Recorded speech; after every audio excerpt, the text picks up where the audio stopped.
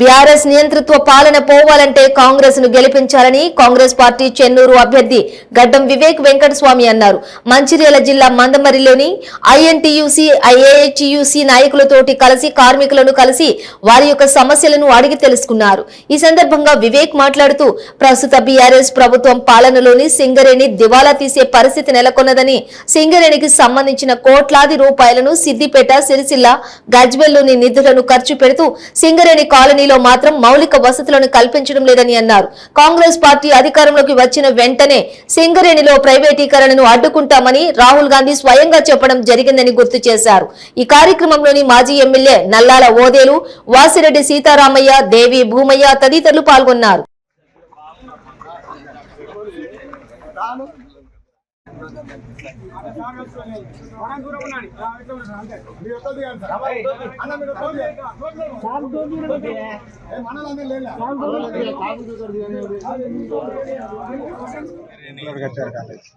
KK5 mines లో కార్మికుల స్పందన చూస్తే చాలా పాజిటివ్. కార్మికులందరూ ఇదే కోరుకుంటున్నారు. చెన్నూరులో ఒక మార్పు రావాలి, రాష్ట్రంలో ఒక మార్పు రావాలి. ఈ అవినీతి పాలన, కేసీఆర్, బాల్క సుమన్ ఏదైతే ఈ నియోజకవర్గంలో ఒక నియంతృత్వ పాలన, ఒక రాక్షస పాలన, ప్రజలను కలవకుండా అహంకారంతో ఏదైతే బాల్క సుమన్ ఇక్కడ వివరించాడో, ప్రజలు, టీఆర్ఎస్ కార్యకర్తలు అందరూ కూడా ఇదే కోరుకుంటున్నారు. ఈసారి బాల్క సుమన్ని ఒక సరైన గుణపాఠం చెప్పాలి. ఏ గ్రామంకి వెళ్ళినా కానీ ఒక్కసారి కూడా బాల్క సుమన్ అక్కడ సందర్శించినట్టు ఎవ్వరు కూడా చెప్తలేరు. వాళ్ళు ఇదే కోరుతున్నారు.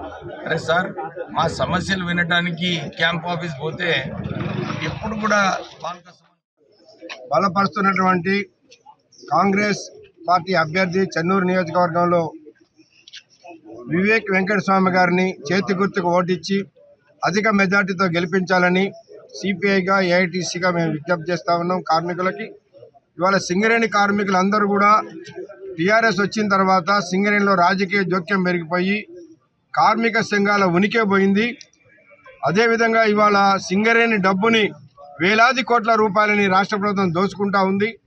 సింగరేణికి ఇవ్వాల్సినటువంటి బొగ్గు కొన్న డబ్బులు, కరెంటు తీసుకున్న డబ్బులు 29,000 కోట్ల రూపాయలు ఇవ్వకుండా ఇవాళ సింగరేణిని అప్పుల పాలు చేసింది. కాబట్టి ఇలాంటి ప్రభుత్వానికి తగిన బుద్ధి చెప్పాలని సింగరేణి కార్మికులందరూ కూడా సిద్ధంగా ఉన్నారు. రేపు నవంబర్ 30వ తారీఖు నాడు చేతి గుర్తుకు ఓటిచ్చి అత్యధిక మెజార్టీతో గెలిపించాల్సిందిగా సిపిఐ బలపరుస్తున్నటువంటి మన సౌమ్యుడు, మనసున్న మహారాజు, మన వివేక్ అన్న ఈరోజు మైన్స్ రావడం జరిగింది. నిజంగా చెప్పాలంటే కార్మికులు చాలా గొప్పవాళ్ళు. ఇలా కార్మికులు, వాళ్ళ పిల్లలు, అది ఇలా కార్మికులు అంటే ప్రకృతికి విరుద్ధంగా వాళ్ళు పనిచేస్తూ ఉంటారు. ప్రాణాలు దిగించి వాళ్ళ కుటుంబాలని, ఈ సంస్థలు పోషిస్తూ ఉన్నారు. నాకు తెలిసి మా సింగరేణి కార్మికుల కొడుకులు ఇలా ప్రపంచం అంతటా ఉన్నారు. చాలా గొప్పవాళ్ళు కార్మికులు. తర్వాత నీతికి, నిజాయితీకి మారు పేరు సింగరేణి కార్మికులు. ఇలా మన వివేకానందకు మాటిచ్చారు, అన్న నీకే ఓటేస్తాం. ఎందుకు వేస్తాం?